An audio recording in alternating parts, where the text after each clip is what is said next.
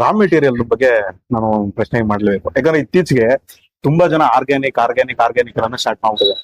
ಅದು ಆರ್ಗ್ಯಾನಿಕ್ ಬಾಯಲ್ಲಿ ಇರುತ್ತೆ, ಆದ್ರೆ ನಿಜವಾಗ್ಲೂ ನೋಡ್ತಿರೋದು ಆರ್ಗ್ಯಾನಿಕಾ ಅನಾರ್ಗ್ಯಾನಿಕಾ ಏನೋದು ಐಡಿಯಾ ಇರಲ್ಲ. ಈಗ ಇದ್ರ ಬಗ್ಗೆ ನಿಮ್ಮ ರಾ ಮೆಟೀರಿಯಲ್ ಬಗ್ಗೆ ಸರ್, ನಾವು ಆರ್ಗ್ಯಾನಿಕ್ ಅಂತ ಯಾವ ಪ್ರಾಡಕ್ಟ್ ಮೇಲೂ ಹಾಕೋದಿಲ್ಲ. ಯಾಕಂದ್ರೆ ಅದು ಈ ನಮ್ಮ ಆಯಿಲ್ ಬಿಸ್ನೆಸ್ ಅಲ್ಲಿ, ನಮ್ಮ ಕಾಣದ ಎಣ್ಣೆ ಬಿಸ್ನೆಸ್ ಅಲ್ಲಿ ಇದೆಲ್ಲ ಕಮರ್ಷಿಯಲ್ ಕ್ರಾಪ್. ಇದು ಯಾರು ಆರ್ಗ್ಯಾನಿಕ್ ಅಲ್ಲಿ ಬೆಳೆಯಕ್ ಆಗಲ್ಲ ಈ ಜನಸಂಖ್ಯೆಗೆ. ಹೌದು, ಅದು ಅಸಾಧ್ಯದ ಕೆಲಸ. 9ನೇ ಅದ್ಭುತ ಆಗೋಯ್ತದೆ. ಏನೋ ಆತರ ಏನಾದ್ರು ಮಾಡಕ್ ಹೋದ್ರೆ ಇವತ್ತು ಹಸುವಿನಿಂದ 50% ಮೇಲಾಗಿ ಹೋಗ್ತಾರೆ. ಅದು ನನ್ನ ಪ್ರಕಾರ ಮಾಡ್ತಾ ಇದಾರೆ.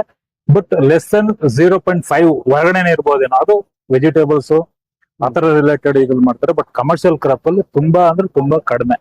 ಬಟ್ ಅದು ಸುಳ್ಳು ಅಂತ ನನ್ನ ಒಪಿನಿಯನ್. ಬಟ್ ಯಾಕಂದ್ರೆ ಎಕ್ಸಾಂಪಲ್ ಹೇಳ್ತೀನಿ ಕೇಳಿ.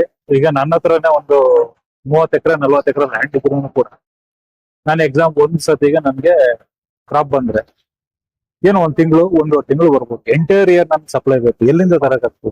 ಗ್ರೌಂಡ್ನಟ್ ಆಗಿರ್ಬೋದು, ಕೋಕೋನಟ್ ಆಗಿರ್ಬೋದು, ಹುಚ್ಚೆಳ್ಳು, ಎಳ್ಳು, ಸೂರ್ಯಕಾಂತಿ, ಪ್ರತಿಯೊಂದು ಬೆಳೆಯಕ್ಕಾಗಲ್ವಲ್ಲ. ನಾನು 100 ಎಕರೆ ಇಟ್ಕೊಂಡು ಮಾಡಕ್ಕಾಗತ್ತೆ ಹೊಂದಾಣಿಕೆ.